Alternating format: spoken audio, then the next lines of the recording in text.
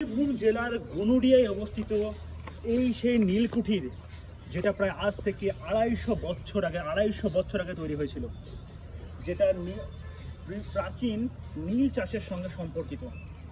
এটা বীরভূম জেলার আমাদের লোকালিটি হওয়ার সত্ত্বেও আমরা কিন্তু জানতাম না যে এত বড় একটা ঐতিহাসিক রহস্য লুকিয়ে আছে বীরভূম জেলার মাঝখানে।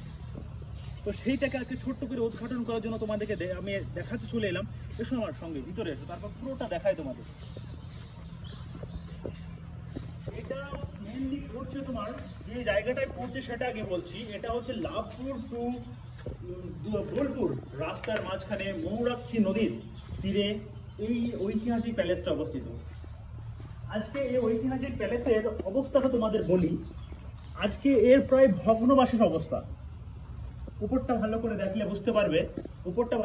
বুঝতে পারবে যে এটা পুরো ভগ্নবাসের অবস্থা। এই চারিপাশের দেওয়ালগুলো, এটা কিন্তু একটা মানে ঐতিহাসিকের ছোঁয়া লেগে আছে। এটা কিন্তু কোনো মুর্শিদাবাদ নয়, এটা একটা বীরভূম ডিস্ট্রিক্টের মধ্যে পড়ছে, বোলপুর টু লাভপুরের রাস্তার মধ্যে। তো সরকার চাইলে এটাকে পুনঃস্থাপিত করে নিদর্শন হিসাবে বা ঐতিহাসিক প্যালেস গড়তে পারত। বাট এটার ইতিহাস তোমরা যদি জানো, তোমাদের গায়ে কাঁটা দেবে যদি ইতিহাস জানো এর। আজকে সেই ইতিহাসটা একটু উদ্ঘাটন করার জন্য, তোমাদেরকে বলার জন্য আজকে আমি এই নীলকুঠিরের ছোট্ট ভিডিওটা তোমাদেরকে দেখাবো। এই ভিডিও দেখার আগে তোমরা এর প্রথমে স্ট্রাকচারটা দেখো, যে ইংরেজরা কিভাবে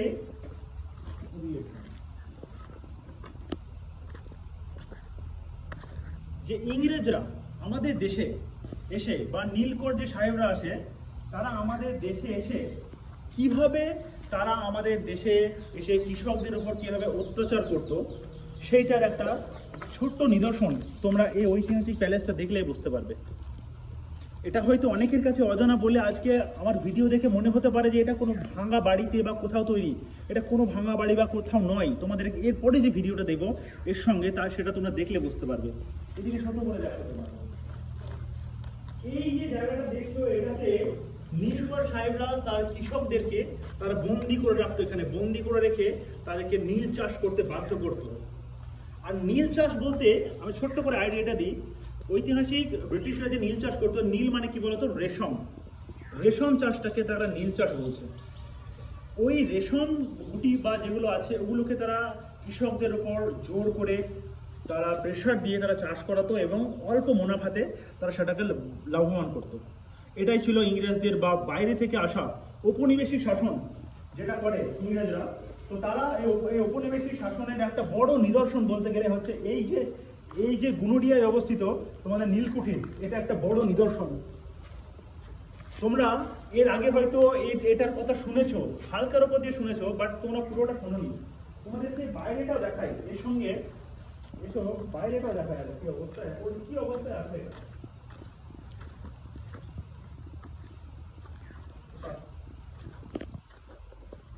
তো আজকে তো এই মানে ঐতিহাসিক প্যালেসটার প্রায় শেষ অবস্থা। কারণ এটাতে কোনো মানে ঐতিহাসিকের ছোঁয়া আছে, সেটাতে সরকার হয়তো সেটাকে জানে, ওদের সংস্করণের জন্য কোনো রকম ব্যবস্থা নেই, তার কারণও থাকতে পারে। এই যে পুরোটা দেখো তোমরা, এট ফার্স্ট পুরো দেখলে বুঝতে পারবে এটা কেমন কি প্রাচীন। তোমরা জাস্ট একটু ঝলক দেখলে বুঝতে পারবে। এই সাইডটা দেখো, পুরোটাতে গাছের ভর্তি, এবং তার সঙ্গে এইদিকে এসো, আজ থেকে 250 বছর আগে এটা নির্মিত হয়েছিল। 250 থেকে 300 বছর আগে এটা নির্মিত হয়েছিল।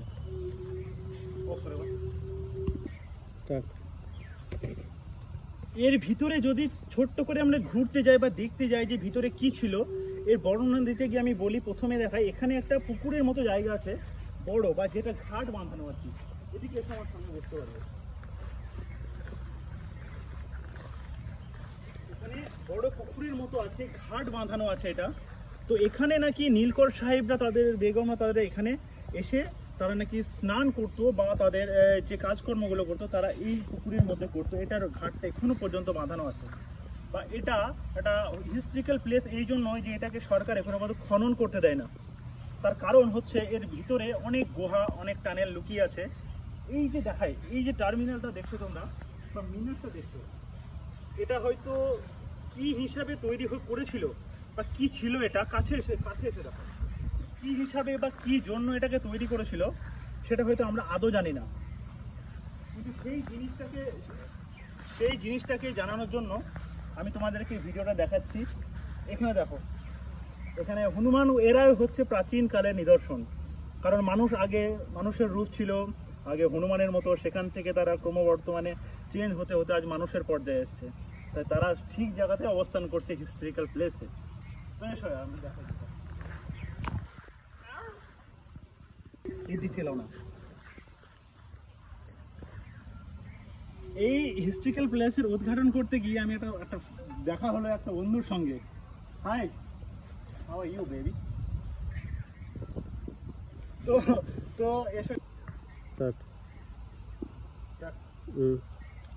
এটাই সেই টার্মিনাল যেখানে নীল চাষের চাষিরা যেখানে রেশম গুটিগুলোকে নিয়ে এসে এখানে তারা একটা ফ্যাক্টরির মতো ছিল।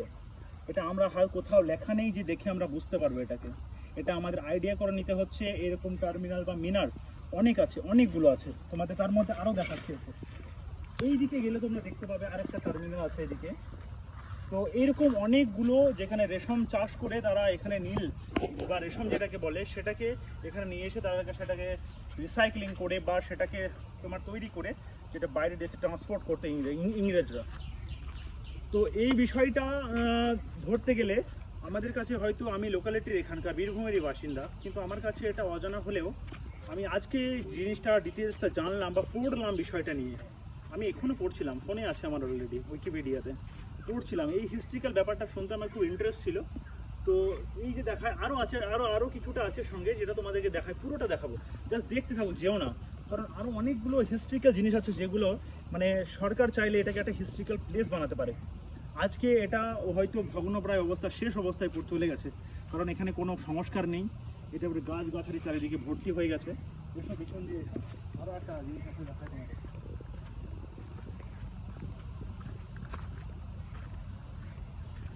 বলি, এখানে যে মানে ঔপনিবেশিক যে ইংরেজরা শাসন করতে এসে যারা যেখানে বসবাস করতো সেই জায়গাটা কিন্তু অনেকটা ভিতরে আছে। এই দিকটা দেখাও, কারণ এই দিকটা অনেকটা ভিতরে আছে। আমাদের আজকে সেখানে যাওয়া সম্ভব না, কারণ এত গাছগাছালি চারিদিকে বেরিয়ে গেছে, যাওয়ার কোনো রাস্তাই নেই।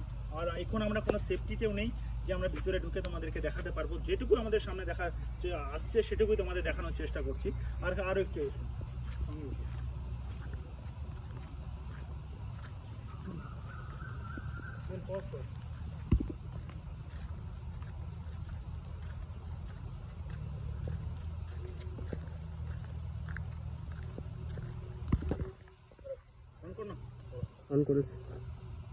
এই যে প্লেসটা দেখছো তোমরা, এই প্লেসে আরেকটা টার্মিনাল, সব থেকে এখানকার যে বড় টার্মিনালটা, সব থেকে বড় যে টার্মিনাল হচ্ছে এটা।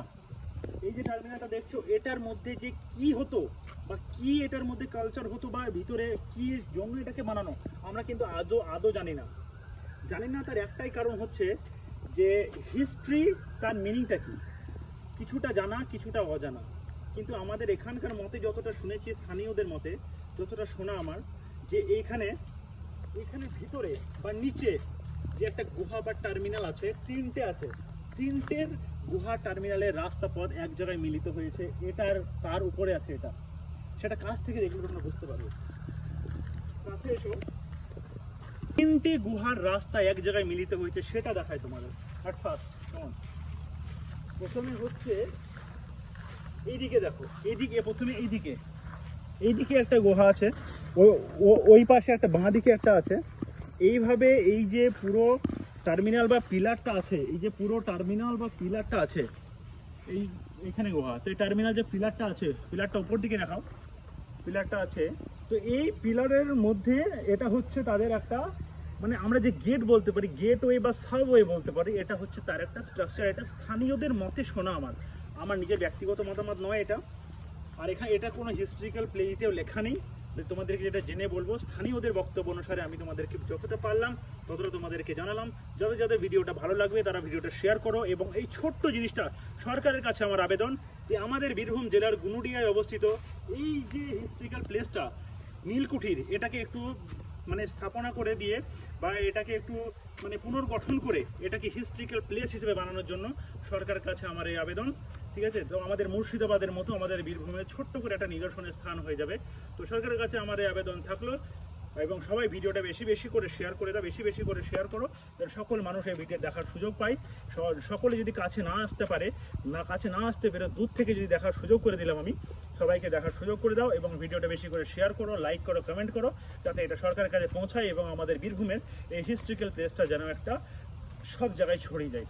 তো আমাদের একটা বীরভূমের একটা গর্ব বলতে পারো, বা এই হিস্ট্রিক্যাল মুর্শিদাবাদ ছাড়া বীরভূমে খুব কমই দেখা যায়। তো আরও আছে অন্যান্য দিকে, বাট এটা আমাদের খুব মানে main way, Bolpur to Labhpur ওয়ের মধ্যে পড়ছে, মৌরাক্ষী নদীর তীরে অবস্থিত, সব থেকে ভালো।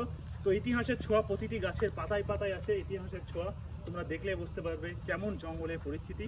তো ভিডিওটা বেশি করে শেয়ার করো, এখানে ভিডিও শেষ করলাম। জয় হিন্দ, জয় ভারত।